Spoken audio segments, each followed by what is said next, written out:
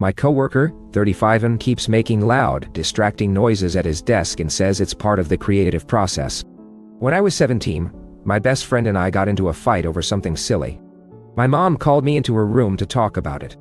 She asked what happened. I told her, and she said we could work through our issues on our own, but if one of us wanted to talk to her about it, she'd listen. A year or so later, I had another issue with my best friend. This time, he did something pretty hurtful. We both went to my mom for advice. Mom listened to both sides, then gave us some advice. Then she told us that no matter how much she understood where we were coming from, she wasn't going to let us get away with what he did because it hurt me, even though he didn't mean to. And she made him apologize. And that's why I'm telling you this. Because now my coworker is doing exactly what I did to my best friend when I was 18. He sits at his desk. Sometimes he'll make these weird noise by slapping his hands together, and other times he'll loudly hum.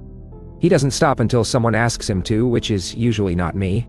I've heard him do it while taking calls during meetings when clients are in, etc. He thinks it's funny, like it's a joke, but honestly, it really pisses me off. The thing is, it doesn't seem to be bothering anyone else. Our boss has talked to him before about it, but he just brushed it off and kept doing it. It makes me so angry that I have a hard time talking to him without yelling.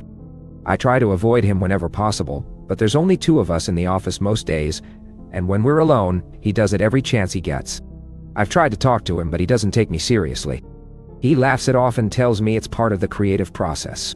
I don't know what he means by that, but I'm starting to think he does it just to annoy me.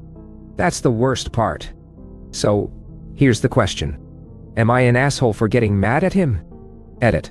There are 2 people working in the office. If I weren't here, he would still be making those noises, so I'm not sure how that makes me an asshole.